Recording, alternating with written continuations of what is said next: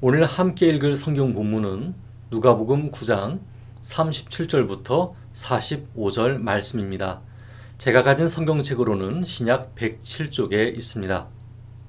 함께 성경 읽도록 하겠습니다. 이튿날 산에서 내려오시니 큰 무리가 맞을세. 무리 중에 한 사람이 소리질러 이르되 선생님 청컨대 내 아들을 돌보아 주옵소서. 이는 내 외아들이니이다. 귀신이 그를 잡아 갑자기 부르짖게 하고 경련을 일으켜 거품을 흘리게 하며 몹시 상하게 하고야 겨우 떠나가나이다. 당신의 제자들에게 내쫓아 주기를 구하였으나 그들이 능히 못하더이다. 예수께서 대답하여 이르시되 믿음이 없고 패역한 세대여, 내가 얼마나 너희와 함께 있으며 너희에게 참으리요. 내 아들을 이리로 데리고 오라 하시니, 올 때 귀신이 그를 거꾸로 때리고 심한 경련을 일으키게 하는지라. 예수께서 더러운 귀신을 꾸짖으시고 아이를 낫게 하사 그 아버지에게 도로 주시니, 사람들이 다 하나님의 위엄에 놀라니라.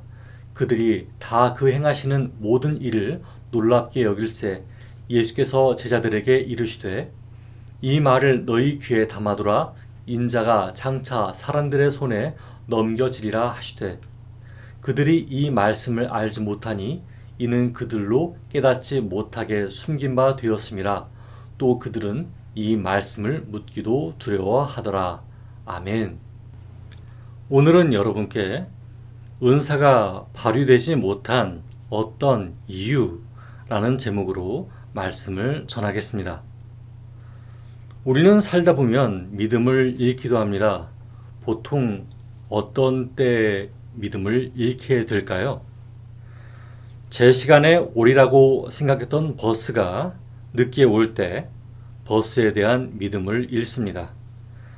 반드시 돈을 갚으려고 생각했던 친구가 돈을 갚지 않을 때 친구에 대한 믿음을 잃죠. 택배로 주문했던 상품이 문제가 있었을 때 상품 판매자에 대한 믿음을 잃습니다. 이런 이유들로 믿음을 잃기도 합니다. 저는 초등학교 학창시절 제 인생에 큰 영향을 끼쳤던 담임 선생님이 계셨습니다. 그림 그리는 것을 좋아하고 그 그림으로 많은 어린이 사역을 하게 된 계기를 주신 분이죠. 저는 그 선생님은 절대로 교편을 내려놓지 않을 거라고 하는 믿음이 있었습니다. 하지만 그분의 사정이 있었는지라 그분도 결국 교편을 내려놓으시더라고요. 어떻게 알게 되었을까요? 고등학교 2학년 때 스승의 날을 맞아 국어 선생님께 한 가지 숙제를 받았습니다. 가장 기억나는 선생님을 찾아뵙고 마음의 편지를 전달해 주는 숙제였어요. 저는 감사의 마음을 편지에 적고 가장 좋아하는 그 선생님을 뵈리라고 생각했습니다. 그리고 아주 오래간만에 내가 다녔던 초등학교를 방문을 했죠. 하지만 방문했던 초등학교에서는 그 선생님을 뵐 수가 없었습니다. 초등학교 측에서는 그 선생님이 세상을 떠나셨다고 했죠. 그때 저는 소식을 듣고 마음 한켠이 굉장히 우울해 있었습니다. 그 영향 때문이었을까요? 몇 달간 그림이 손에 잡히지 않아서 굉장히 애를 먹었던 기억이 있었습니다. 여러분, 사람은 이 같은 기억과 믿음, 그리고 그에 따른 감정에 큰 영향을 믿습니다. 큰 영향을 받습니다. 사람은 나 자신이 내 인생에서는 무엇인가를 이루고 말 거야.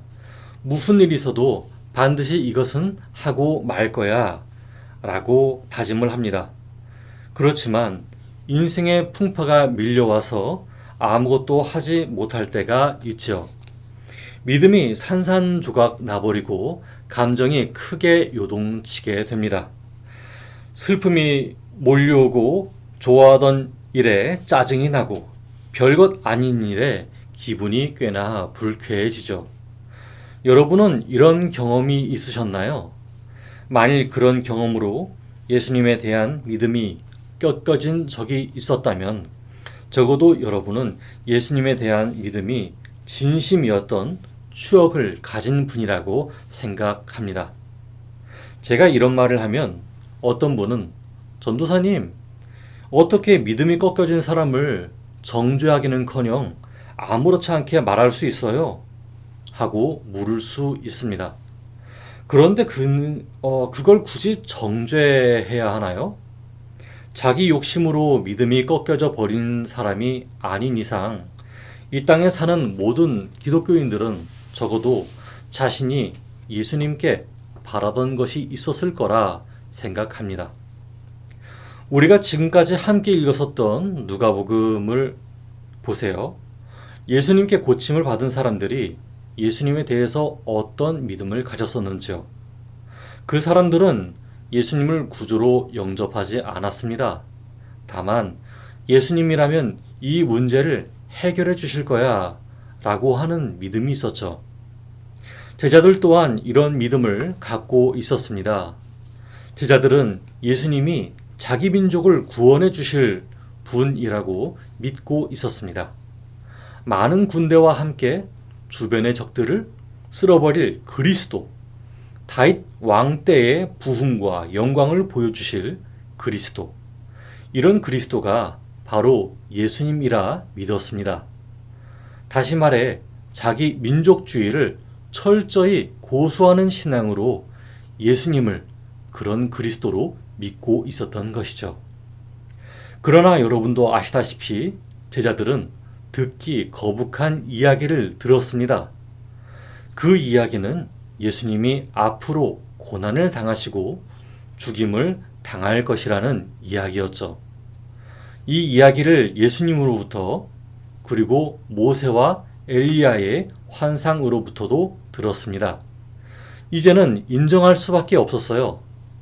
하지만 그 여파는 제자들이 예수님께 받은 은사에까지 영향을 미쳤습니다.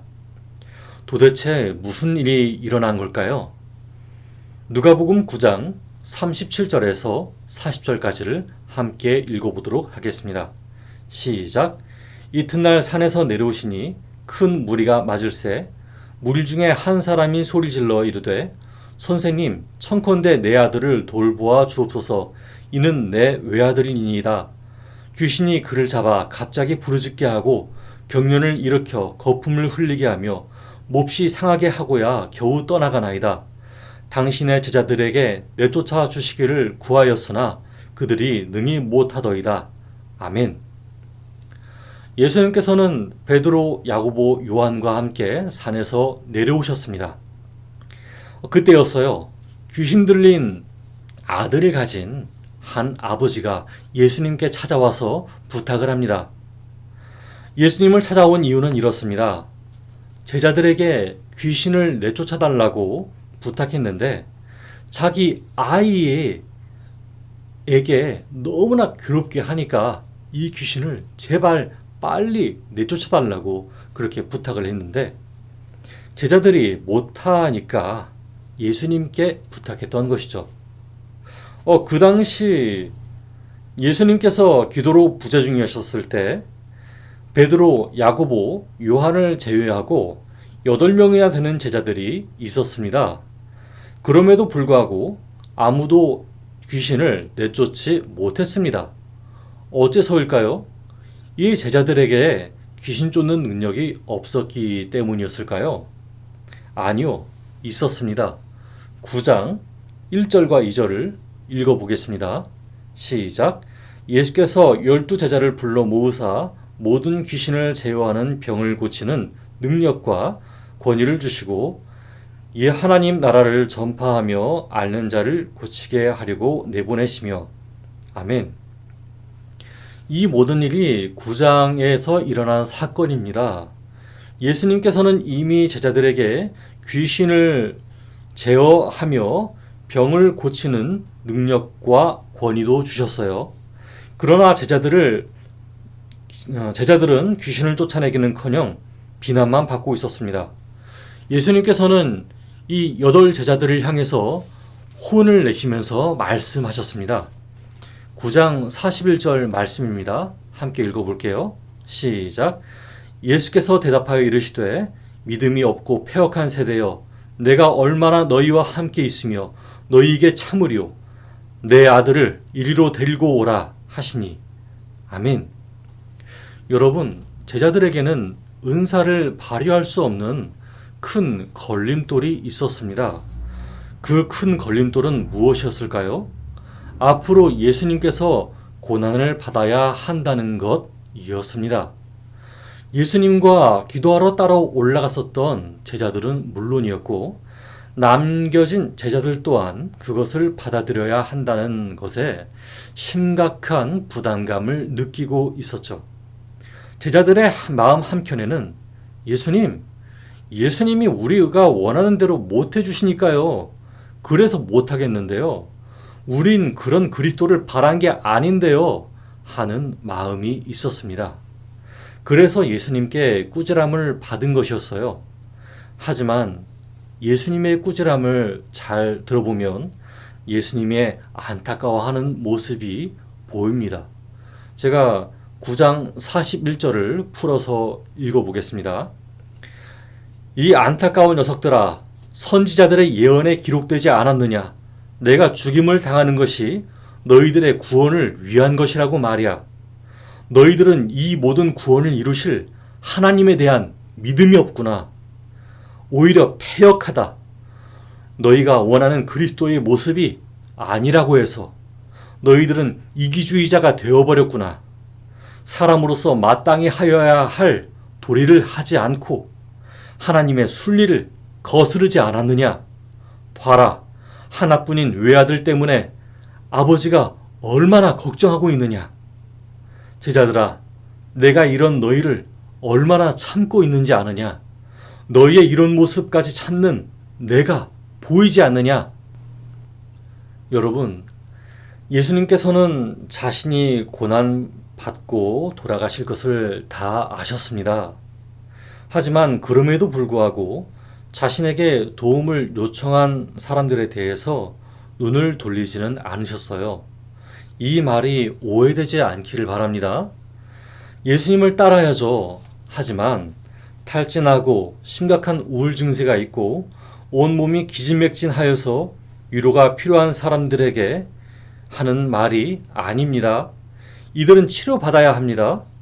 자신의 상태보다 사람들의 요구를 거절할 수가 없어서 말에 휘둘리는 사람들에게 전할 말이 아닙니다. 이 말씀은 오늘날 우리에게 예수님의 가르침을 듣고 예배와 찬양을 드리는 삶의 목적이 어디 있느냐 하는 말씀입니다. 자기 국가의 부흥, 자기 지역사회의 이익, 집단 이기주의에 갇혀 온 세계를 향하신 하나님의 구원의 뜻을 막아서는 사람들을 향한 말씀입니다. 여러분도 아시지 않습니까? 집단 이기주의 안에는 하나님의 뜻이 존재하지 않습니다. 자기 민족주의에 갇힌 사람들 때문에 유럽 전역에 퍼졌던 기독교가 하나님의 이름으로 서로 침략하고 죽이고 빼앗지 않았습니까? 이것이 과거 일이기만 합니까? 오늘날도 마찬가지 아닙니까? 대체 누구를 위한 복음인지 모르겠습니다. 모든 이들을 위한 복음이라 하면서 왜 그렇게 서로 싸워야 하는지 저는 잘 알지 못하겠습니다. 예수님께서 더러운 귀신을 꾸짖고 아이가 낫게 된 그때 제자들을 포함한 모든 사람이 놀랐습니다. 이야! 이것은 하나님의 위엄이다! 하지만 예수님께서는 그런 사람들을 뒤로 한 채 제자들에게 이렇게 말씀하셨습니다. 44절과 45절 말씀을 함께 읽어볼게요. 시작. 이 말을 너희 귀에 담아두라. 인자가 장차 사람들의 손에 넘겨지리라 하시되 그들이 이 말씀을 알지 못하니 이는 그들로 깨닫지 못하게 숨긴 바 되었음이라. 또 그들은 이 말씀을 묻기도 두려워하더라. 아멘. 사람들의 기쁨은 귀신 들린 외아들이 귀신에게서 자유롭게 되고 아버지에게 돌아왔다는 것에 있었습니다. 이것으로 하나님의 위엄을 깨달았다는 것이죠. 제자들의 기쁨은 이런 기쁨이 되어야 한다는 예수님의 말씀이었죠. 다시 말해 집단 이기주의에 묶인 그리스도를 만들어내는 것이 기쁨이 되지 말라는 말입니다. 오늘날 한 생명이 나음을 얻고 위로를 얻고 고침을 받는 것을 하나님께서 원하신다고 하는 것입니다. 그런 하나님의 뜻으로 인해서 장차 예수님이 사람들의 손에 넘겨지는 것도 당연하다는 말씀이었죠. 하지만 여전히 제자들은 그 뜻을 알고도 재차 묻지도 않고 인정하지도 않고 싶어 했습니다. 예수님께서는 이 답답한 제자들을 어떻게 만져가실까요? 다음 시간에 알려드릴게요. 여러분, 저는 지난날 예수님의 기쁨이 곧 저의 기쁨이 된다는 것에 대해서 의심을 가져왔습니다. 왜냐하면 그렇게 되기가 참 힘든 것이라고 여겨졌거든요. 나이가 들면 들수록 공감할 수 있는 슬픔이 많아집니다. 그러나 한편 단순하게 받아들였던 것들도 더 이상 단순해지지 않습니다. 이 때문에 몇십 년에 걸쳐서 받은 은사들이 힘을 잃고 빛을 잃어가는 일도 생겼습니다. 희생의 예수님보다 이 땅을 갈아엎어 줄 예수님을 더욱 바랬습니다. 아니면 차라리 지구를 박살내 버리셨으면 좋겠다고 생각한 적도 있었습니다. 교회 안과 밖에서 나약한 사람들은 핍박을 당하고 악한 사람은 권세에 취하는 모습이 저를 실망하게 만들었습니다. 그리곤 자신과 세상에 대한 증오심을 키웠습니다. 이런 증오심에 빠지면 빠질수록 침울해져 가는 저를 발견했었죠. 여러분, 혹시 하나님으로부터 은사를 받으셨습니까? 혹시 자신의 상한 감정 때문에 은사를 발휘하지 못하게 되었습니까? 그렇다면 십자가 고난을 당하신 예수님을 기억하며 은사를 사용하시기 바랍니다. 회복의 기도를 드리시고 위로를 구하는 기도를 하시기 바랍니다. 그것이 설령 은사를 잠깐 소멸할 수 있어도 다시 회복하는 비결입니다. 자기의 꿈이나 목표를 그리스도로 삼지 말고 십자가의 고난을 기꺼이 받으신 예수님이 그리스도가 되시도록 인정하면 됩니다. 그러면 예수님의 마음이 여러분 안에 들어오실 것이고 예수님의 말씀이 여러분 안에 새겨질 것입니다. 그러면 요한복음 15장 7절이 여러분의 삶에 이루어집니다. 제가 한번 읽어보겠습니다. 너희가 내 안에 거하고 내 말이 너희 안에 거하면 무엇이든지 원하는 대로 구하라. 그리하면 이루리라. 아멘. 여러분, 오늘날 한 생명이 나음을 얻고 위로를 받고 고침을 받는 것에 대해서 기도해 주세요. 여건이 된다면 할 수 있는 만큼 그 사람에게 직접적인 도움도 주세요. 우리는 예수님의 제자로 부름을 받았습니다.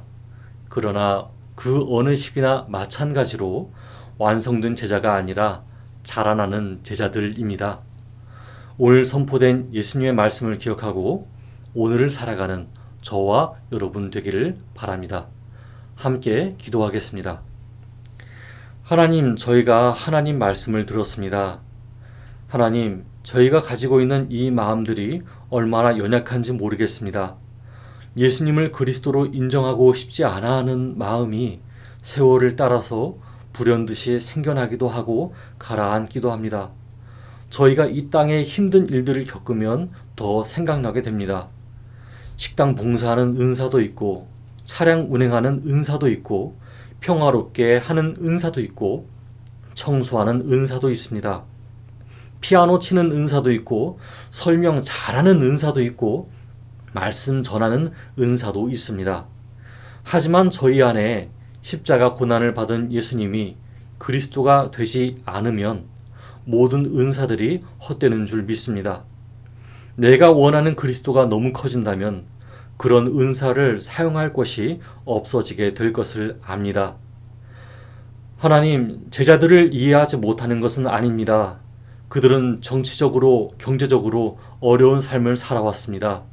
하지만 그렇다고 해서 집단 이기주의에 빠져 하나님의 뜻을 거절하지 않기를 원합니다. 하나님의 뜻을 거절했을 때 제자들이 경험한 것처럼 가장 도움이 필요한 순간에 은사가 발휘되지 못할 정도로 난감한 상황이 벌어질 수 있다고 믿습니다. 하나님, 저희가 먼저 위로받게 하여 주시옵소서.